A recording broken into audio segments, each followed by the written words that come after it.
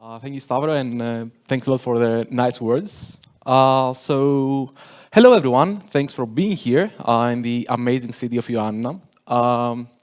After doing military service here, that's my second work appointment in Ioannina, so let's hope it goes good. So I'm Antonis, this is Paris, and today we're going to talk about how we're using Docker, BuildKit, and a NAS server that we brought with us, which is somewhere behind Stavros, to optimize builds. So we will have a demo. That's no secret anymore. So we'd like to share a few things about us, and then we can get started. Sure. Thank you very much, everyone, for coming here. As Antonis said, we're going to show you how we abuse Docker builds with BuildKit and a few other services around. I will share a few words about the story behind this particular presentation. So the thing was, we had a friend over at our office about a year and a half ago, and she was preaching how we can use network access storage. Is there anyone here who doesn't know what network access storage is? Everyone? Great. And he was telling us how useful it is to have a server that has lots of storage in our office and do stuff with it. And Antonis was totally against that. So Guilty. I'm guilty. Indeed. So one day I bought it without asking him, and he was so pissed. But after we got it, he became so excited with it that we decided to come here and show you what we did with it. So I love it when I wait for my containers to build. No one ever said. So is anyone here that is using Docker in their everyday life? Ah, okay. So you do know what I'm talking about. No one does Docker pull or Docker build and is happy to wait all the time for things to happen. So we will show you how we build Docker images with Logic. Logic is the company that Antonis and I have co-founded.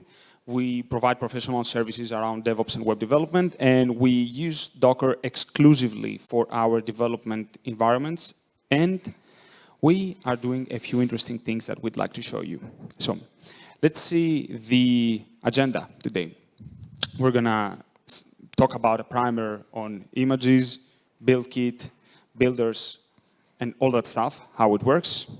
We will see then a bit more advanced topics like remote caching, a new feature called Docker Build Cloud, and then at the end, we're going to do a live demo.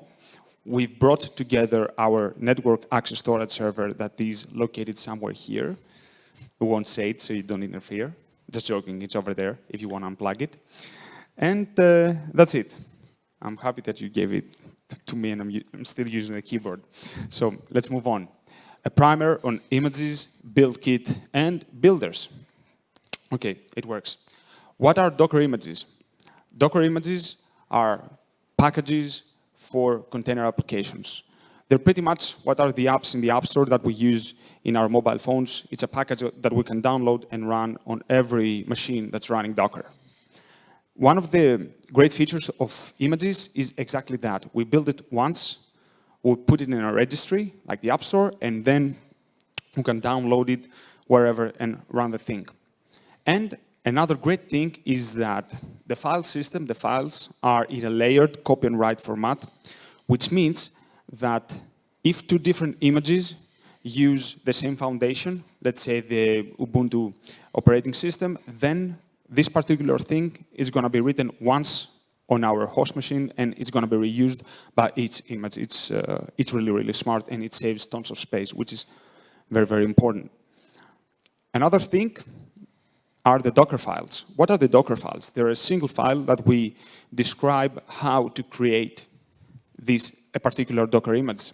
It has instructions which are being read, let's say, linearly, and it's pretty much like a recipe that if you follow, you get the same result every time.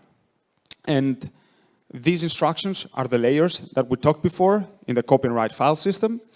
And we can have multiple build stages, exactly how they're called, which we can use to build different aspects of the same application, parallelize stuff and all that thing. So if I have an application that has both a front end and a back end, I can use different build stages to build these two things in parallel. An example Docker file is this here, where, as you can see, I kick off my building using an existing Docker image named ghcr.io, which is GitHub's container and image registry, / with logic co, which is our company, / poetry, and then we have a colon and the version there. And then we do have some instructions that are exactly that, instructions on how to build an image based on a Docker file, which is run inside a directory in our code base. Then, how do we do the building? We run this command, which is called docker build -t. We give a name to our image, and then there's another dot, in case you don't see it, which is the directory where the Docker build should try and look for the Docker file and the rest of the files, which are called context in the context of Docker builds. Then we have another thing that we mentioned in the agenda. This is BuildKit. What is BuildKit? BuildKit is the build engine that Docker uses under the hood. It's new. It's the new build engine because before builds were embedded into the Docker engine. It's the efficient default builder for Docker, which means that it can do things in parallel, like we described before with the multiple stages in the Docker file. And it has all tons of stuff that you can use to do efficient builds. And why do you need efficient builds? You need efficient builds because no one is happy waiting for the builds to complete when the CI is running or when they're building the Docker images locally on their machine and all that stuff. So BuildKit is this amazing engine that supports multiple inputs. The standard is the Docker file and can support also multiple outputs. And we can have multiple builders. And what is a builder? Each builder is a process running the BuildKit engine. So I can have different builders, they can be on different machines, they can have different configuration. It's really powerful. We won't dwell more into that because we will just use it in the proportion that we need for the demo later. Builders, yeah, I already talked about it. They are BuildKit daemon instances. So BuildKit is a daemon. They have settings per daemon, and they can be either remote or local, like I said before. And now we're going to move on to a more advanced topic, which is called remote caching. So BuildKit inherently has caching. So this means that every time that you build a Docker file, as long as the command and the previous state does not change, it's going to have it as a cache and then move past it more quickly. But another thing is that that cache can be either local or remote. So now we will see how we're going to use the remote caching, so something that's not locally in the machine that's actually doing the build to make things a bit faster. So as Paris mentioned, we have caching layers. So each layer in the Docker file is being cached independently. It has hash, it has everything. So even if you build something like a month later, it's going to reuse that later on. The second type of caching is caching mounts. So when you do a Docker build, you are able to cache directories from your either local or remote, again, file system so that you can reuse stuff either during the build or between builds. So let's say that you do a lot of yarn installing because you have a lot of JavaScript dependencies.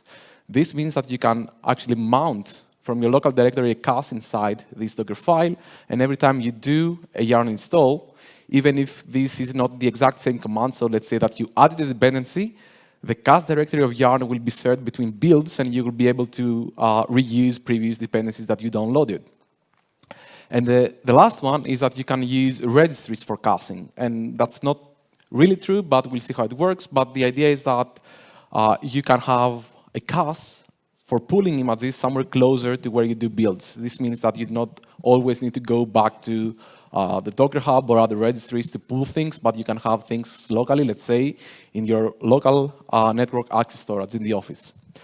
So the idea of Docker when it comes to caching is that it tries to cache everything. So it has what we call a context. So the context is the current state of the build, what happened until that point. So if you break the cache, every layer below it is going to be broken, and you will need to rebuild stuff.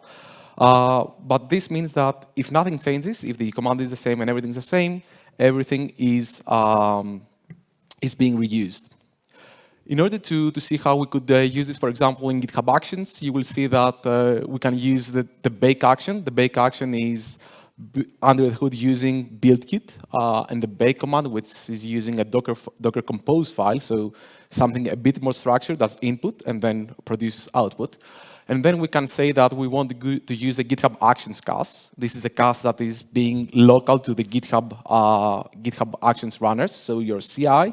And then this means that even if you use runners that do not have memory, so runners start from scratch, so they have no local cache, nothing, they can reuse cache from a remote location, which is the GitHub Actions cache storage. So with just two simple lines of code, you have shared cache between all your CI builds, so you do not have to redo things all the time, as long as, of course, things do not change between different builds. The same thing can be done also locally. So what we're seeing here is that we can use the cache type registry. So I want to store my cache or to pull my cache from a registry. And then I can define this registry locally in my system. So let's say that we host a registry in our network access storage, which is this local domain in there. Then builds between different computers that have access to the same local network can reuse the cache. So even if something happens on my computer, let's say, maybe it can be pulled to Paris's computer as well. So this means that we can share this between developers in the same location. Of course, this is not as handy as it seems for people that are in remote locations, but at least we can do some optimizations when we have people co-located working from the same area. The second thing that we talked about was cache mounts. So cache mounts means that we can have something like a local cache directory that is being reused. This is very handy for dependency installations. This means that your Python installations, Node installations, or the libraries that you download every time from the network, okay, when you do this on your local machine, it's faster because it reuses the local cache. But if you do this within builds, this means that you will need to redo it every time because there was no local cache in there. But in the syntax that we will see that actually requires Docker, the Dockerfile syntax 1.3 onwards, which most of you, if not everyone of you, should be using already, so don't worry about it. Then you can use an instruction like run. So run is the instruction in Dockerfile to run a command. And then I can use an extra parameter in there saying that I want to mount something that is a cache in that directory. And the example would be like this. So in this Docker file, I'm starting from the node-based image, very simple. I'm copying the package.json and yarn.log file. These are the two files that I need to install my dependencies. And then I'm using the mount of type cache in the yarn cache directory. This means that as soon as I run this command, every time that yarn actually downloads a dependency, it's going to, the next time it's going to find it locally. So the first time I'm going to pay the price of downloading all dependencies, but all consequent builds will have this cache available in there. The side effect of that is that this will be reused between builds. So let's say that I change something in my package.json or yarn.log files. So this means that I bust the cache at this step. But the next step will always run, but that step will have the local dependencies available in the cache because of the previous build. And it works across repositories. So let's say that I'm using a quite different way of a Docker file for a different project. If this cache command is the same, it's going to reuse the same local cache directory, so it's going to reuse download dependencies from other projects. So eventually, this might grow a bit big, but on the bright side, it contains all the dependencies that you use locally.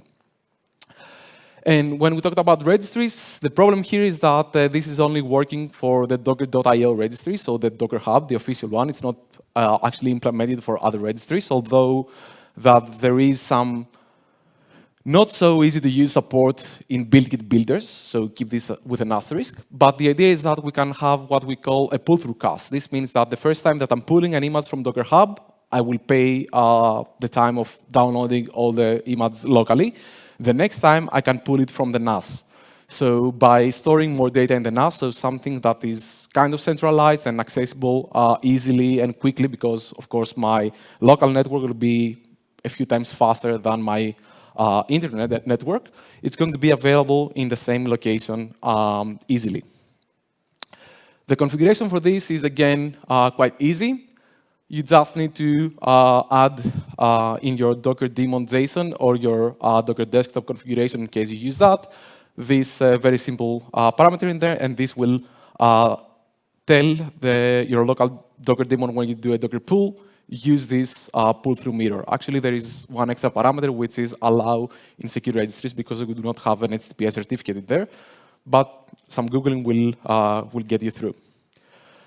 The new thing that has been introduced, I think, maybe a month ago, or maybe even less, is Docker Build Cloud. So Docker has, so as Paris said, BuildKit has can support remote builders. And Docker Build Cloud is actually a remote builder that is being hosted by Docker. And you can have it in the free plan as well, so it's not only part of the paid subscription.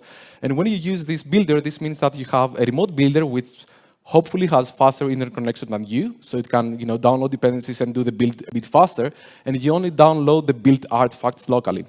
The second side effect is that the cache that is being stored in this remote builder can be shared between your builds or between team builds. So even if I build something in my remote builder and I use the same team, then Paris can reuse that as well.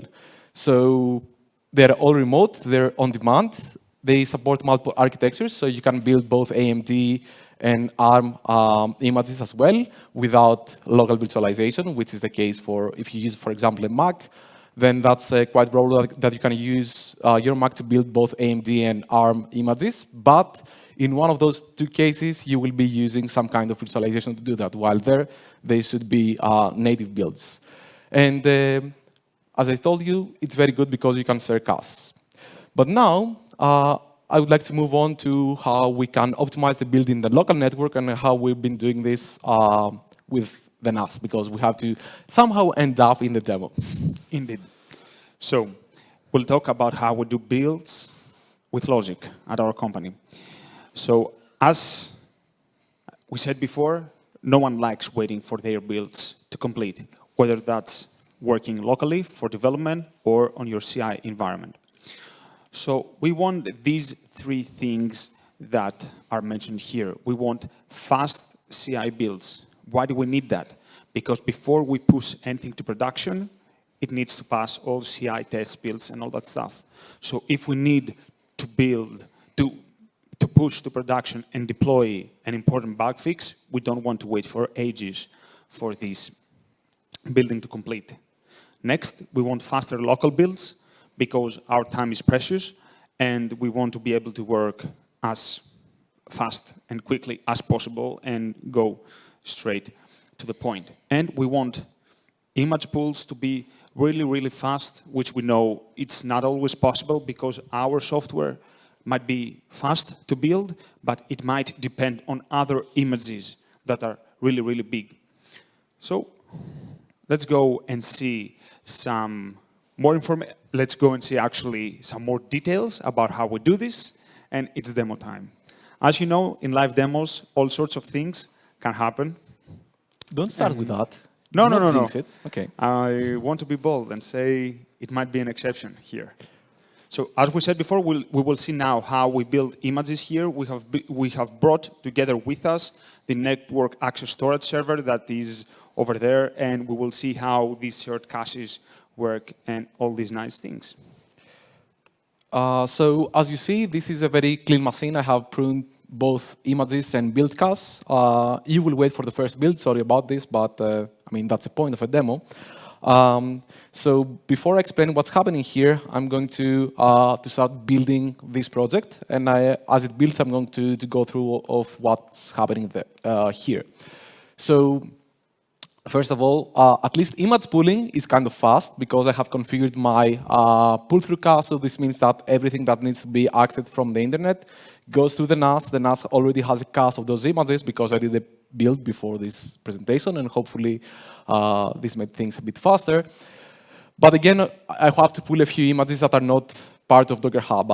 As we talked about, the pull-through registry only works for Docker Hub images. So since we're using both Docker Hub and non-Docker Hub images, we have to use this. So let's go to the Docker file. So this is from a project called Volti, which is a secret sharing application that we have. Feel free to check it out if you want afterwards. And what's doing is pulling a few images. So we're using the Dockerized image in order to wait for services and do some kind of initialization. We use the node-based image so that we can build our Node.js files before importing into the Python image. And then we use the Python base image that we use that has Poetry pre-installed, which is our dependency management tool of choice. Feel free to use it. It's amazing. So the first image is just going to use the mount type cast. So as you see here, even though that, oops, let's not. So if you see there, if you mount a cast, then this means that your yarn install will be a bit faster. Even though I do not have a cast in the layer, in layers, I have a cast for the Node.js files. Then I'm doing the build. And then I'm doing the same thing for Python, and then copying from the first layer to the second layer all the things in here. So this actually finished, and by using the new UI, oops, the new UI is not working through VS Code. So let's go to builds. Yeah. So if you see here, my builds took about 41 seconds, 1 minute and 34 seconds, 1 minute and 34 seconds. So not very slow because I had a lot of things cast already, even though my builders and everything were free, but I still had to pay the price of 1 minute and a half. If I had casting, for example, which is just me rerunning the thing, it's going to be a lot faster. So hopefully it's going to be fast. Our internet connection is not great, so give it some time, but again, this was a lot faster. If you go here, it was 8.5 seconds, so I would say considerably faster in here.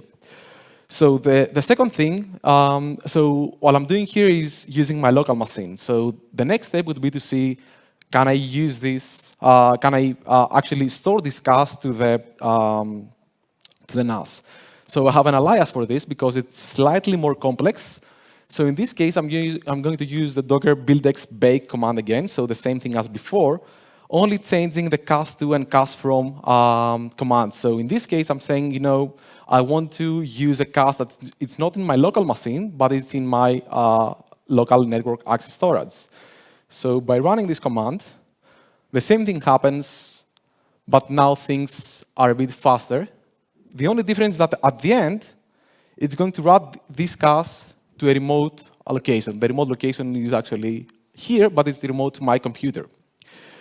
So if everything goes as planned, the network access storage will have the cast stored.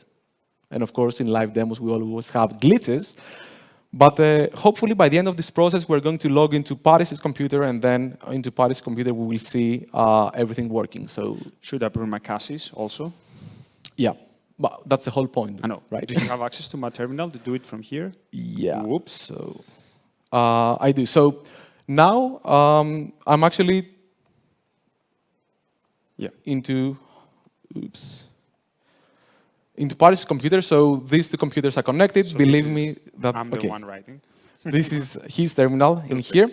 So Docker builder prune FA. So let's start by pruning his builder cast, a lot of stuff in there.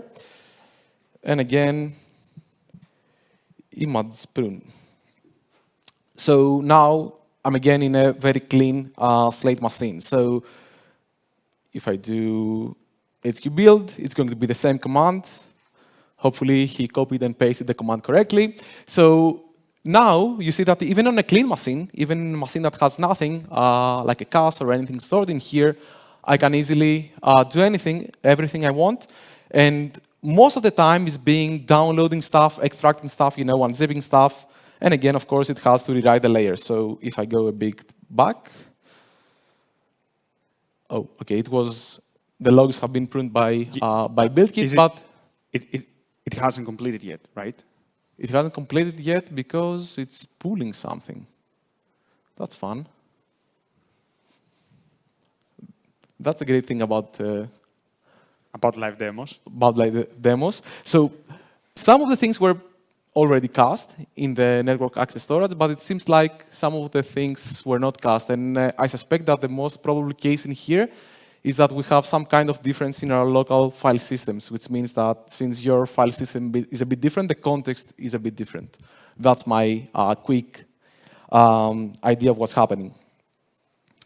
But again, it was faster than redoing everything from scratch, because even if you cast a few layers, and especially if those layers are the Node.js dependencies, I'm pretty sure that this is better. So this means that everybody building things in the same local network is going to reuse the same caching, and everything works as planned.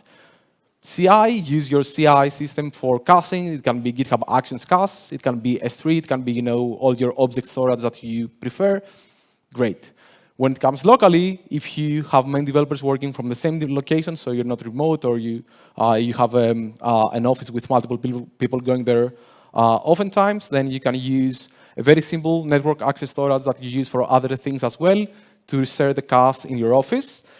And as the last one, I'm going to also do the same thing with my cloud builder. So before doing that, let me prune my local machine again once more. Ta-da-da. So in this case, I'm doing the same command, so docker build bake. The only difference is that I'm saying to use a different builder. So in that case, it's going to be a remote builder that's in the cloud. So what it's going to do here is going to stream the files from my local computer to the remote builder, and then do the build remotely. And as you see there, because I have done a few builds before, it has another cache. So you see that you can have caches in many different layers, and depending on your use case, is it many people working from the same locations? Do you have a big team that's working remotely, so you need a centralized cache remotely? You can pick what's best for you. So let's go back to the presentation. So this was it. We have a few more minutes for questions, if you want to have them. Hopefully this was useful, and if you need any help with your DevOps or next web project, feel free to reach out, or if you just want to hack and play with Docker builds. Stavros, should we take questions? Yep.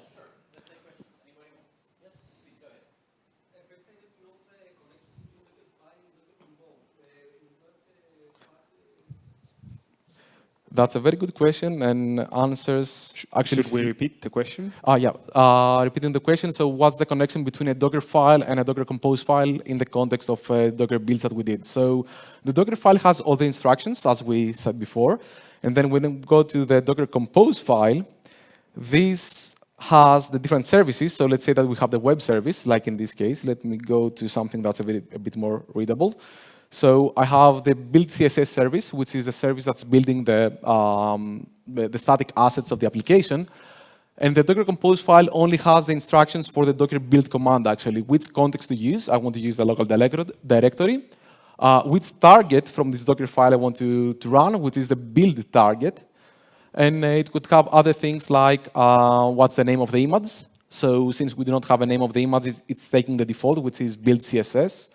So the Docker Compose file actually has the build instruction parameters that you would like to use for your build commands. We don't have something very fancy, but we could have that. And then the second thing is that we can build all the services at the same time. So if I do Docker build bake, which is use the Docker Compose file and build from that, this is going to output 3 different images. One for build CSS, one for trust value delete loop, which is another service, and one for web. So for each different section of the Docker Compose file, it's going to build another image. And it's going to do this all in parallel, which is maybe a nice improvement. Thank you. We have another question?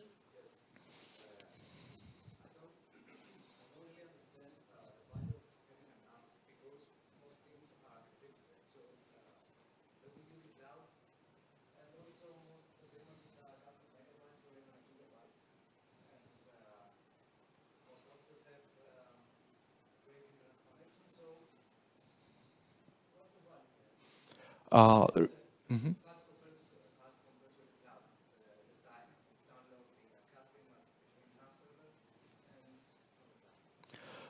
So repeating again the question for the presentation. So what's the point of having a network access storage locally while most teams might be distributed or in different locations? How does it compare to pull a cast image versus to downloading an image because offices have very good internet connections? And did I forget a part of it?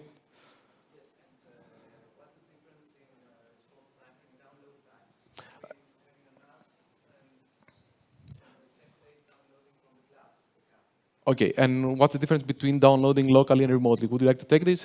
Or Yeah, sure. So the most important reason to have a NAS is to play around and have fun. Okay, that's. I mean, no technological company has issues delivering software without a network access storage. So we started off with just playing with it.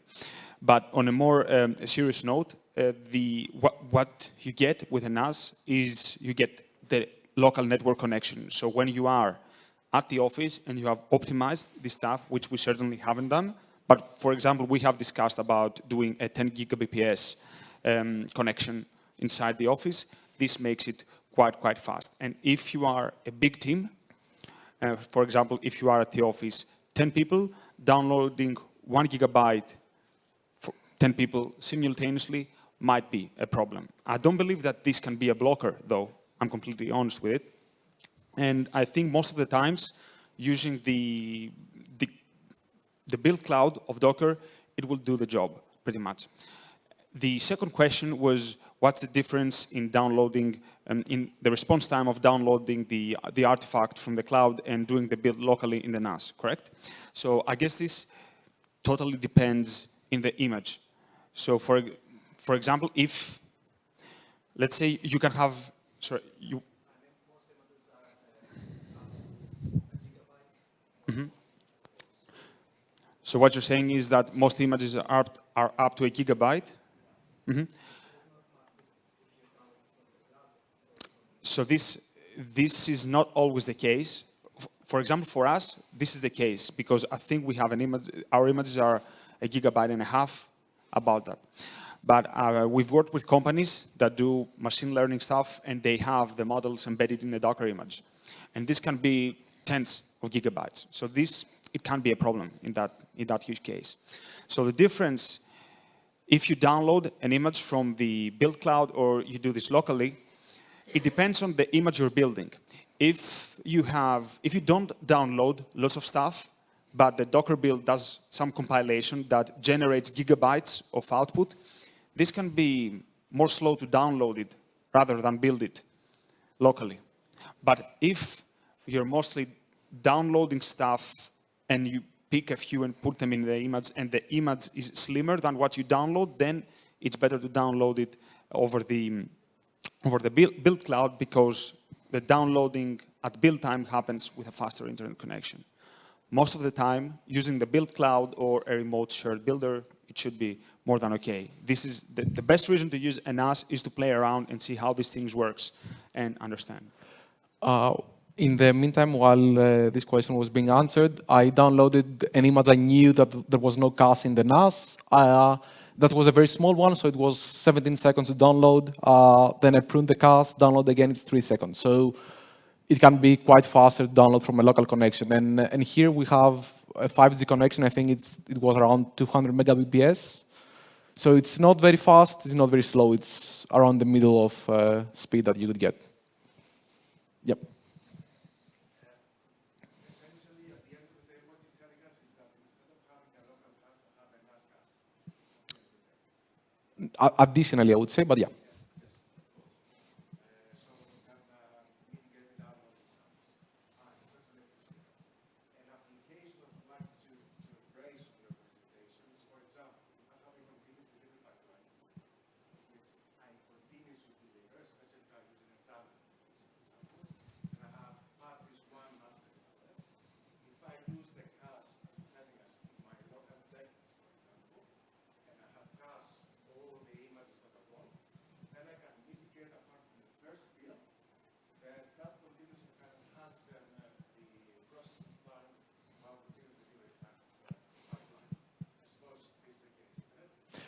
Should we repeat?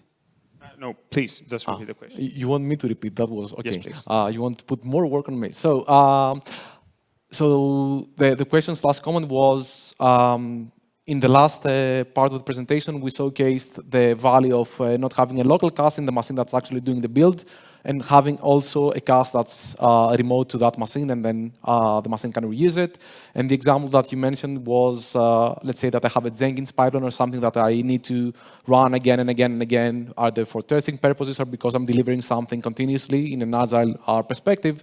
I'm paying for the build one time, and then all the consecutive builds is going to be a lot faster. And the question is, yes, actually in GitHub Actions, we have reduced the amount of build minutes that we use dramatically by using the GitHub Actions shared cast, because it has two very good side effects. One is that it's local to the branch. So let's say that two people are pushing at the same time. It's PR or its branch, or however you want to call it, has its own local cast, but then it always falls back to the default branch of the repository. So let's say that I have the latest main branch build and cast, then all that cast is being available to all the branches at the same time. So this means that you both have local cast so that you can, override it and do stuff yourself, but then always fall back to the default cast of the main branch. So we've seen great improvements in that case. It's not using the NAS, which was the fun part of the presentation, hopefully, but it's using the idea of holding a cast both in the build machine and somewhere else. Yeah, cool. We have 1 minute, 55 seconds. Now is your last chance. If they won't take it, I'll take the time. I will happily take the time. Sure. Who here watches Mikriku Venda? No one. Okay. You guys need to plug Mikriku Venda right now. We should have a link there, actually, but we forgot it, I guess. We also have a podcast called Mikriku Veda. If you speak Greek, then you can go and watch it. If you do not speak Greek, there are a few episodes that are in English. Hopefully more will come in the future. Definitely watch Mikriku Venda. Is it weekly? It's Weekly, Yeah, weekly. It's weekly. Weekly-ish. We miss a few weeks. We have to be honest about it. Pretty awesome podcast that Antonis and Paris. Paris, sorry, Paris, No worries. have guests on from the ecosystem. I expect you'll probably have somebody from Ioannina on soon. If not, Actually, we had another idea that we won't be disclosing right now. We do have a plan about it, but we'll talk about it afterwards I with have you. one more question. Why do you come to events like this? Because we love the people in those events. You meet a lot of people at these events. What Yeah. else? I think that's like, maybe people do interesting presentations like us, but I think that for me, like 80–90% of the value is all the people in those events. The networking. In the other room?